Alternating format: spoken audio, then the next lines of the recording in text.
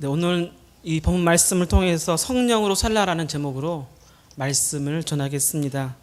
오늘 본문에서는 육체에 이끌려 사는 사람과 성령에 이끌려 사는 사람이 맺는 그 열매에 대해서 말씀을 하고 있습니다.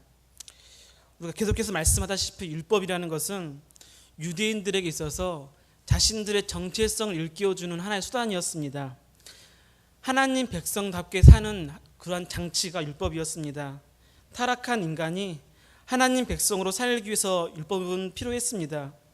율법이 없으면 죄의 본성이 있는 인간이 하나님을 멀리하고 타락하기 때문에 그 율법은 유대인들에게 있어서 꼭 필요한 그런 사항이었습니다. 그래서 이들은 이 율법을 열심히 지켰습니다.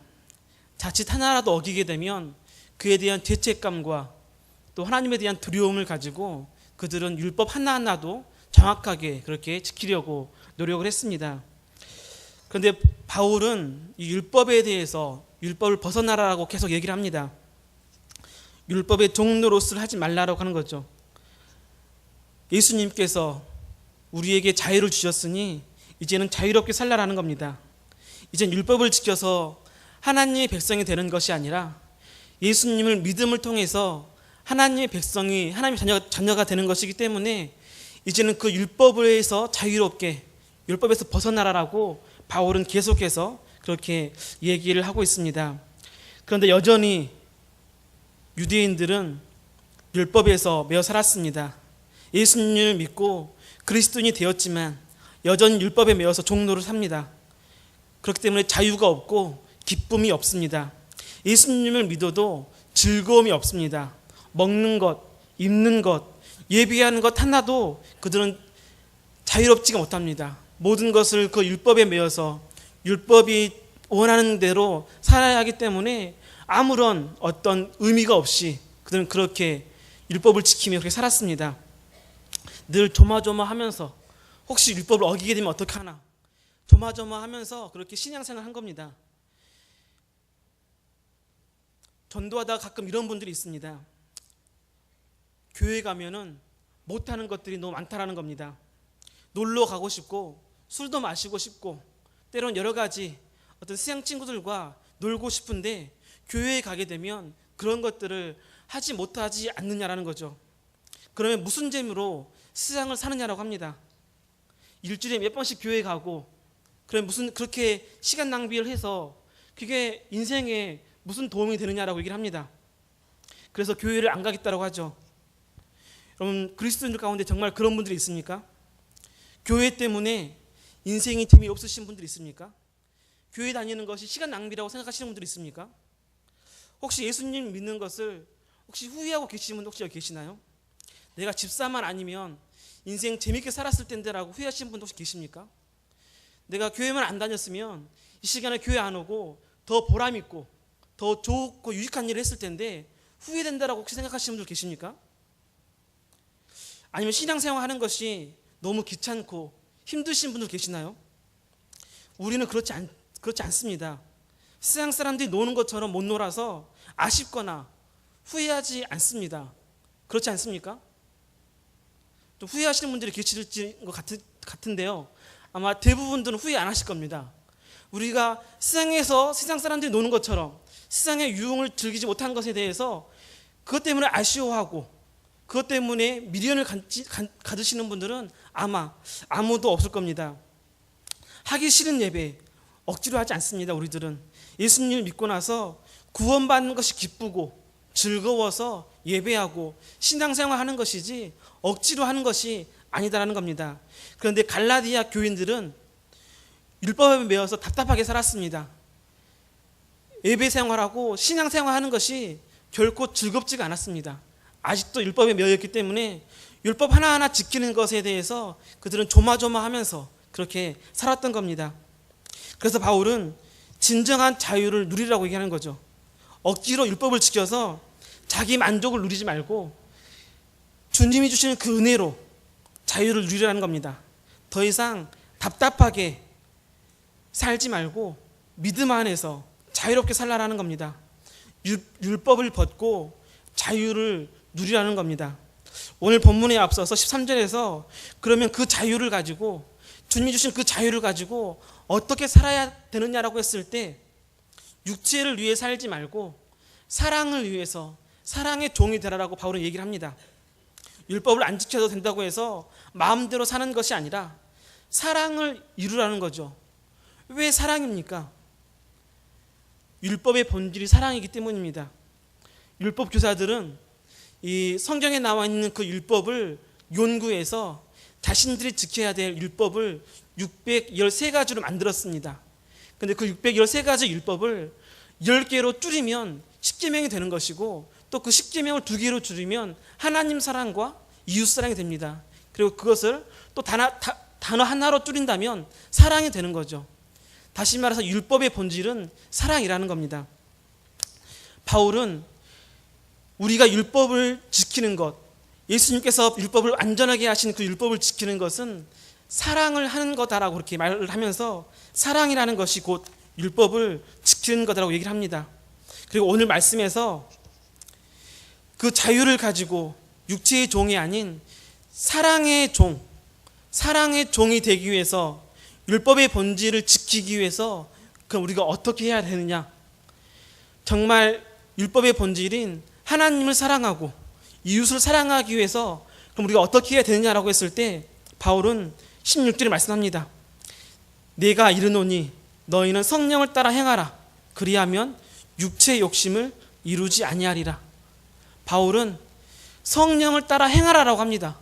그렇게 되면 우리가 그 자유를 가지고 육체를 위해 살지 않고 율법의 본질, 하나님 말씀의 본질인 사랑을 할 수 있다라고 그렇게 얘기를 합니다. 성령을 따라 행한다라는 것은 원어적으로 얘기하면 성령에 의해서 계속 걸어간다는 그런 의미가 있습니다. 자신의 힘이 아니라 성령의 의지에서 걸어가는 겁니다. 자기 생각, 자기 경험, 자기 지식, 자기 뜻이 아니라 오직 성령에 의해서 걸어가는 겁니다. 성령과 함께 하는 겁니다. 중요한 것은 그것이 일시적인 것이 아니라 지속적인 겁니다. 한 번 기도하고 한 번 예배하고 한 번 은혜 받는 것이 아니라 계속해서 성령님과 동행하는 겁니다. 계속해서 성령을 의지하고 성령을 따라가는 겁니다. 다시 말해서 성령으로 우리의 몸을 완전히 담그는 겁니다. 성령에 이끌려 사는 삶, 그렇게 살아가는 자만이 율법의 본질인 그 사랑을 가지고 사랑을 실천할 수 있는 진정한 그리스도인이 될 수 있다라는 겁니다. 이 욕조에 물을 담고 난 다음에 그 욕조에 손과 발만 대면 그 욕조의 물의 온도는 알 수 있습니다. 그런데 몸을 씻을 수는 없겠죠. 욕조에 몸을 완전히 담가야지만이 우리의 몸을 씻을 수가 있습니다. 우리의 몸을 성령 안에 담가야지만이 온전해질 수 있다는 겁니다. 그래야지만이 육체의 욕심을 이루지 않습니다. 성령을 따라서 행해야지만이 육체의 일을 하지 않습니다. 성령에 온전히 의지해야지만이 죄악의 글에 서지 않는다라는 겁니다. 가끔 뉴스나 신문에서 보면은 이 과거에 도둑질이라든지 강도질을 해서 감옥에 갔던 사람이 감옥에서 예수님을 믿고 변화되었다라는 그런 얘기를 듣습니다.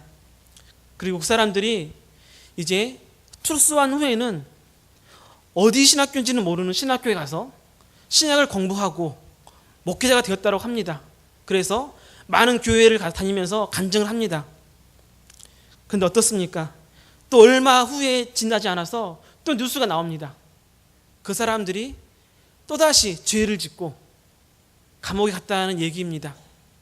예수님을 믿고 변화되었다고 하는데 아직도 그 과거의 그 모습들을 버리지 못하고 다시 죄를 짓고 감옥에 들어가는 것을 우리들이 가끔 뉴스에서 볼 때가 있습니다. 얼마나 부끄럽고 안타까운 일입니까? 왜 그렇습니까? 왜 변화되었는데 옛 버릇을 고치지 못하는 겁니까? 성령이라는 그 욕조 안에 온전하게 자신을 담그지 않았기 때문입니다. 성령의 그 욕조 안에 발과 손만 담갔기 때문입니다. 그래서 그렇기 때문에 완전하게 깨끗하게 씻겨지지 않은 겁니다. 성령을 따라서 행하지 않는 것, 그래서 깨끗이 씻지 못한 겁니다. 자꾸 육체의 욕심이 나는 겁니다. 요즘 이 불교가 굉장히 시끄럽습니다. 이 스님들의 어떤 도박과 또는 룸살롱 사건으로 인해서 굉장히 시끄럽고 온 나라가 굉장히 그것 때문에 많은 사람들이 비난을 합니다. 오랫동안 고행을 하고 도를 닦고 자신의 안에 있던 모든 것을 다 비웠다라고 하는 그 스님들도 육체의 소욕 앞에서 쉽게 무너집니다. 그것은 우리 그리스도인도 마찬가지입니다. 죄 앞에서 쉽게 무너집니다. 인간이기 때문에, 죄인이기 때문에 우리들도 그 죄 앞에서는 쉽게 넘어집니다. 그렇다면 육체의 소욕을 이길 수 있는 방법이 무엇이겠습니까? 어떻게 해야지만이 육체의 소욕을 이기고 하나님이 원하는 대로 살 수 있습니까? 그것이 바로 성령을 의지하는 거라는 겁니다. 인간의 힘으로는 불가능합니다. 인간의 힘으로는 죄를 이길 수가 없습니다. 그래서 바울이 16절에서 성령을 따라야 육체의 욕심을 이루지 아니한다라고 얘기합니다. 온전히 성령에 몸을 담가야지만이 육체를 따라서 살지 않는다는 겁니다. 그 17절에서 이렇게 얘기합니다. 성령과 육체의 소욕이 서로 대적한다는 겁니다. 육체는 성령을 따르지 못하게 하고 성령은 육체를 따르지 못하게 합니다. 다시 말해서 성령을 따라 살려고 하는 사람은 육체의 열매를 맺지 않고 반대로 육체의 대로 사는 사람은 성령의 열매를 맺을 수 없다는 겁니다. 그렇기 때문에 우리가 성령을 따라 사는 사람은 결코 육체의 열매를 맺을 수 없다는 바울의 말씀입니다. 본문은 육체를 따라 살 때 얻는 것과 그리고 성령을 따라 살 때 얻는 것에 대해서 얻는 그 열매에 대해서 비교해서 구분해서 말해 줍니다. 19절에서부터 21절에서는 육체를 따라 살 때 얻는 것이 무엇인지 대해서 얘기를 해줍니다. 우리 같이 한번 19절부터 21절까지 말씀 한번 같이 한번 읽어보겠습니다. 육체의 일은 분명하니 곧 음행과 더러운 것과 호색과 우상 숭배와 주술과 원수 맺는 것과 분쟁과 시기와 분냄과 당 지는 것과 분열함과 이단과 투기와 술 취함과 방탕함과 또 그와 같은 것들이라. 전에 너희에게 경계한 것 같이 경계하노니 이런 일을 하는 자들은 하나님의 나라를 유업으로 받지 못할 것이요. 육체를 따라 살면 얻을 수 있는 것에 대해서 얘기를 해줍니다. 전부 다 죄입니다. 그리스도인들이 맺어서는 안 될 것들입니다. 또한 그에 대한 결과가 나오죠. 이러한 육체의 열매를 맺게 되면 얻게 되는 결과가 무엇입니까? 21절 끝에 이렇게 얘기합니다. 하나님의 나라를 유업으로 받지 못할 것이다. 하나님의 나라를 유업으로 받지 못한다는 겁니다. 성령을 따라 행하지 않으면 그 결과는 구원이 없다라고 얘기할 수도 있습니다. 다시 말해서 그리스도인은 당연히 성령을 따라 행해야 하고 육체의 그 열매들은 맺어서는 안 된다라는 겁니다. 그러면 성령을 따라 살 때 얻는 것은 무엇입니까? 22절과 23절 같이 한번 읽어보겠습니다. 오직 성령의 열매는 사랑과 희락과 화평과 오래 참음과 자비와 양선과 충성과 온유와 절제니 이 같은 것을 금지할 법이 없느니라. 성령의 열매에 대해서 얘기를 해줍니다. 성령을 따라 살면 성령의 열매를 맺는다는 겁니다. 그리스도인들이 맺어야 할 열매입니다. 다시 말해서 육체를 따라 사는 사람들은 육체의 열매를 맺게 되어 있고 성령을 따라 사는 사람들은 성령의 열매를 맺게 되어 있다는 겁니다. 22절 끝에 이렇게 얘기하죠. 이 같은 것을 23절 끝에 보면은 이 같은 것을 금지할 법이 없느니라. 성령을 따라 살면 성령의 열매 맺는 것을 금지할 수 없다는 겁니다. 콩 심은 데 콩 나고 팥 심은 데 팥 난다는 겁니다. 내가 무엇을 따라 사느냐에 따라서 내가 맺는 열매는 정해져 있다는 겁니다.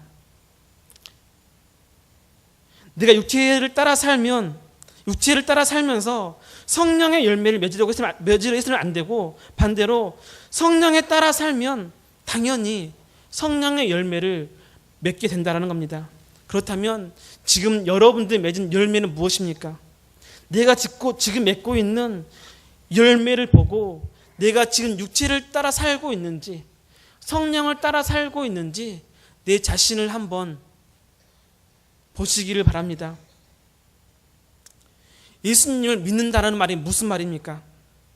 동정녀 마리아에게 나시고 많은 이적들 행하시고 십자가에 죽으시고 부활하신 그것을 믿는 겁니까? 물론 맞습니다.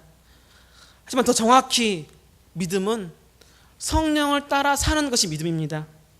성령을 간절히 사모하는 것, 그 성령에 이끌려 사는 것이 그러한 삶이 진짜 믿음이다라는 겁니다.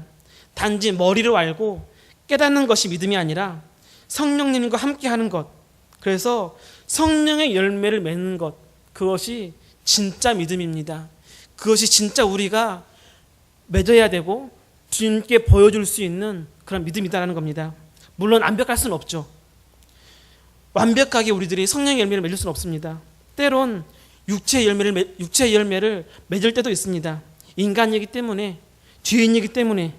그러나 성령을 따라 살려고 하는 그러한 간절함이 우리에게 있어야 합니다. 성령을 따라 사는 삶, 그러한 삶이 하나님은 우리에게 원하십니다. 우리가 하나 둘 육체의 열매를 버리고 성령의 열매를 맺어야 합니다. 그러한 자에게 하늘나라의 유업을 주겠다라고 그렇게 말씀을 하고 있습니다. 성령을 사모하는 자, 성령을 따라 살려고 몸부림치는 자에게 하늘나라의 천국을 주시겠다라는 겁니다. 예수님께서도 팔복에서 그렇게 말씀하셨습니다. 팔복의 첫 번째가 뭐죠? 심령이 가난한 자는 복이 있나니 천국이 저희 것이며, 예수님은 심령이 가난한 자에게 천국을 주시겠다고 했습니다. 하늘나라의 유업을 주겠다라는 겁니다. 심령이 가난하다는 그 의미가 무엇입니까? 심령이라는 것은 우리의 영혼 또는 성령이라고 해석할 수도 있습니다.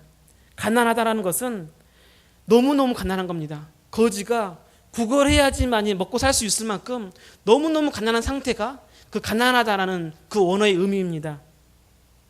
그러면 이 심령이 가난하다는 것은 영혼 또는 성령이 부족하다는 겁니다. 영적으로 갈급한 것을 얘기합니다.